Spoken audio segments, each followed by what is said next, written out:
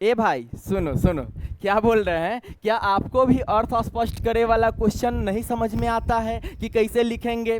क्या आपको भी व्याख्या करने वाला क्वेश्चन समझ में नहीं आता है कि कैसे आप बोर्ड एग्जाम में लिखोगे? तो प्यारे बाबू, आपको क्वेश्चन रटना ही नहीं है। आप कहोगे सर 12 गो चैप्टर है जहां से अर्थ स्पष्ट करे या व्याख्या करने वाला प्रश्न आता है, और कहां से पूछ देगा, हम क्या पूरा याद करने जाएं? तो हम कहेंगे प्यारे बाबू आप यादें नहीं करो, सिर्फ चैप्टर का नाम याद रहेगा ना, सिर्फ लेखक का नाम याद रहेगा और वो क्या चीज है उसके बारे में पता रहेगा, 3 गो चीज, तो आप क्या करोगे? 5 नंबर उठा लोगे, 5 नंबर अपने झोली में डाल लोगे प्यारे बाबू। ये साजन भैया का दावा है। तो हेलो एवरीवन, मैं इसके निषाद सर आप सबों का स्वागत करता हूं पीएससी बिहार बोर्ड पर। तो चलिए हम लोग शुरू करते हैं अपना अर्थ स्पष्ट करने वाला प्रश्न को बहुत ही दमदार तरीके से। आप लोग क्या कीजिए, अपने दोस्तों लोगन में, सुन रहे हैं, अपने फ्रेंड सर्किल में क्या कीजिए, इस वीडियो को शेयर कर दीजिए ताकि और नया नया वीडियो लेकर के आए आपके बोर्ड एग्जाम के लिए। रटना नहीं है दोस्त, रटना नहीं है। चलो प्यारे बाबू, सबसे पहले आपको इस फ्रेम को देखना है। सबसे पहले आप इस फ्रेम को देखिए। अब मान लो प्यारे बाबू आपके पास क्या है, फ्रेम है। मान लो आपके पास फ्रेम है, यहां पर ये, अभी इस पे ध्यान नहीं लगाना, ये फ्रेम है।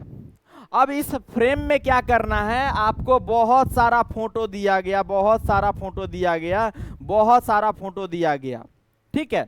अब बोला गया कि जो फोटो है ना इस फ्रेम में सजा दो। तो आप क्या करोगे, इस फोटो को प्रिंट करोगे, इसमें चिपका दोगे, इस फोटो को भी प्रिंट करोगे, चिपका दोगे, इसको भी प्रिंट करोगे, चिपका दोगे।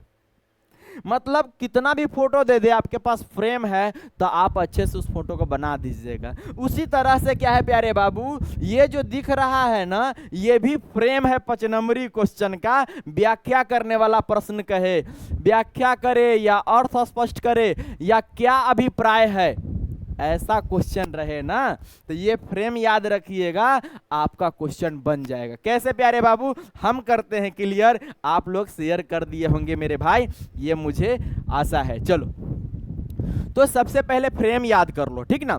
क्या है, प्रस्तुत पंक्ति हमारी पाठ्य पुस्तक के गद्य खंड होगा, नहीं तो काव्य खंड होगा, यही ना होगा प्यारे बाबू।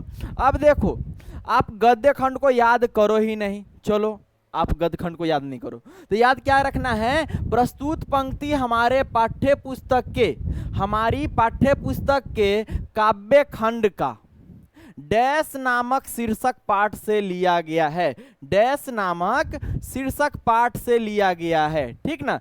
इतना याद कर लिया। क्या बताया कि प्रस्तुत पंक्ति हमारी पाठ्य पुस्तक के डैश नामक शीर्षक, बोले तो प्रस्तुत पंक्ति हमारे पाठ्य पुस्तक के काव्य खंड का डैश नामक शीर्षक पाठ से लिया गया है, ठीक है। अब यहां पर क्या करना है, आपको फोटो चिपका देना है। बोले तो उस पाठ का नाम लिख देना है जिस पाठ का लाइन है, जिस पाठ का लाइन है। जैसे मान लो, सपोज करो प्यारे बच्चे, ऐसा क्वेश्चन आ गया, मान लो कोई दूसरे किताब से ले लेते हैं, 7th क्लास से ले लेते हैं या 8th क्लास से। खूब लड़ी मर्दानी वह तो झांसी वाली रानी थी, हर बोलो के मुंह हमने सुनी कहानी थी। बताओ किस चैप्टर का है? तो आप कहोगे सर ये जो लाइन है ना झांसी की रानी का है, जिसके लेखक कौन है, सुभद्रा कुमारी चौहान है लेखिका।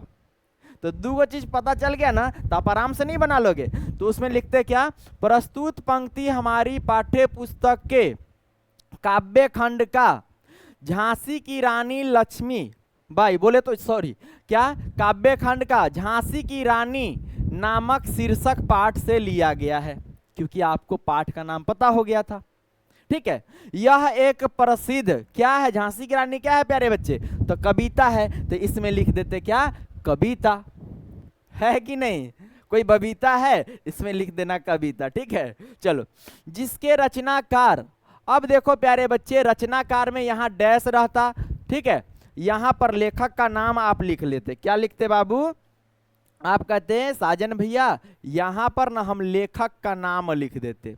तो मान लो झांसी की रानी लक्ष्मीबाई के बारे में लिख रहे हैं, तो आप कहते कि सर इसका जो लेखक है ना सुभद्रा कुमारी चौहान है, जिसके रचनाकार कौन है, सुभद्रा कुमारी चौहान है। तो आप इस फ्रेम को कैसे याद रखोगे, प्रस्तुत पंक्ति हमारी पाठ्य पुस्तक के काव्य खंड का डैश नामक शीर्षक पाठ से लिया गया है, डैश नामक शीर्षक पाठ से लिया गया, बोलो बोलो, डैश नामक शीर्षक पाठ से लिया गया है। याद हो जाएगा लाइन, ठीक है। चलो, यह एक प्रसिद्ध डैश है, तो झांसी की रानी क्या है, कविता है, तो कविता लिखेंगे।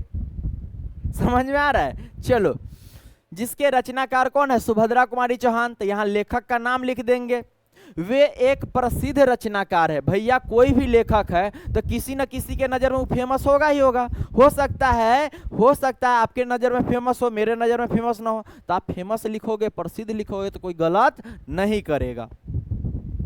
अब कोई लेखक है तो रचना भी करेगा ना, बहुत सारा किताब भी लिखेगा, तो इन्होंने अनेक डैश की रचनाएं की है। अब इसमें पता चल गया कि कविता है, तो लिखेंगे इन्होंने अनेक कविताओं की रचना की है। जो इसमें रहेगा ना वही चीज इसमें भी भराएगा, ठीक है। एक बार पता चल गया कि कविता है तो इसमें भी कविता लिख देना, बबीता, ए बबीता कविता लिख देना, ठीक ना। चलो, उसके बाद प्यारे बच्चों लास्ट में लिखेंगे इस पंक्ति के माध्यम से कवि कहना चाहते हैं कि, क्या कहना चाहते हैं, जो लाइन है उससे आपको जो समझ में आ रहा है वो चीज भर दो, ना तो वही लाइने के लिख दो, आपको 5 नंबर में से कम तो 4 नंबर मिल जाएगा। अगर उस लाइन का भी अर्थ लिख दिए तो 5 में 5 नंबर मिल जाएगा, कोई काटेगा नहीं। समझ में आया, समझ में आया दोस्त। एक क्वेश्चन भी लेकर के बताएंगे कि कैसे भरना है, ठीक ना। तो इसको याद करते हैं, एक बार बोल मेरे दोस्त, एक बार बोल और याद कर ले, और 5 नंबरी क्वेश्चन आपका कंप्लीट हो जाएगा, ठीक ना। याद करेगा ना, बोलेगा ना। चलो बोलो, प्रस्तुत पंक्ति हमारी पाठ्य पुस्तक के काव्य खंड का डैश नामक शीर्षक पाठ से लिया गया है। और डैश नामक शीर्षक पाठ में क्या लिखेंगे, आई में लिख देना पाठ के नाम, जोन पाठ से आयल है ना बउआ, जोन पाठ का जो अथी है ना लाइन, उसको लिख लेना, ठीक ना, पाठ का नाम लिख लेना। तो डैश नामक शीर्षक पाठ से लिया गया है, यह एक प्रसिद्ध डैश है, भैया कविता लिख देना। अब पद है तो पद लिख देना, ठीक ना। चलो, जिसके रचनाकार, अब भैया पाठ के नाम पता है तो उसके लेखक के नाम भी तो पता रहेगा, तो इसमें लेखक का नाम लिख देना। इसमें क्या लिख लोगे, तो आप कहोगे साजन भैया आप लिख दीजिए ना लेखक का नाम। हम कहेंगे हाँ मेरे दोस्त आप लिख लेना लेखक का नाम, इस वाले डब्बे में भर देना खाली स्थान में लेखक का नाम। कोई दिक्कत, तो आप कहोगे नहीं दिक्कत सर। वे एक प्रसिद्ध रचनाकार है, अब लेखक है तो फेमस तो होंगे ही, इन्होंने अनेक डैश की रचना की है। आपको पता चला कविता है तो यहाँ भी कविता लिख देंगे, यहाँ पता चला पद है तो यहाँ भी पद लिख देंगे, यहाँ सवैया पता चला तो सवैया लिख देंगे, जो रहेगा ना वह लिख देंगे, ठीक ना। चलो, रचनाएं की है, इस पंक्ति के माध्यम से कवि कहना चाहते हैं कि, अरे हैं कि, और उसके बाद जो लाइन दिया हुआ है उसका अर्थ लिख दो, 5 नंबरी तैयार। समझ ले यार, हाँ 5 नंबरी हो गया तैयार। चलो, तो एक क्वेश्चन को लेकर के आपको समझाते हैं। जैसे ये क्वेश्चन है बिहार बोर्ड का है, ठीक ना। अब देखिए हम ये चैप्टर जो पढ़ाए हैं आप लोगों को, तो उसमें बताए हैं मन लेहू पे देहू छटाक नहीं, ये किस चैप्टर का है, मन लेहू पे देहू छटाक नहीं, जल्दी से बताइए। तो आप कहोगे ये चैप्टर जो है ये किस चैप्टर का है, तो अति सुधो स्नेह को मार्ग है, अति सुधो स्नेह को मार्ग है, स्नेह को मार्ग है, इसी चैप्टर का ना प्यारे बाबू। तो आप कहोगे हाँ सर इसी चैप्टर का है, क्योंकि हमने पढ़ाया था आपको। अब इसके लेखक का नाम पता है क्या, तो आप कहोगे हाँ सर लेखक का नाम पता है ना, घनानंद साहब। बस इतना पता चल गया ना। अब देख अति सुधो स्नेह को मार्ग क्या है, तो मान लो पद है तो पद लिख लिए, अब 3 गो बात पता चल गया कि ये चैप्टर मतलब ये लाइन जो है कहाँ से लिया गया है, तो अति सुधो स्नेह को मार्ग है, क्या है तो पद है, किसके द्वारा लिखा गया है, तो घनानंद के द्वारा। बस बैठा देना ना, बन जाएगा। देखो प्रस्तुत पंक्ति हमारे पाठ्य पुस्तक के काव्य खंड का, हाँ, अति सुधो स्नेह का मार्ग, तो इसमें लिख लेना चैप्टर का नाम, अति सुधो स्नेह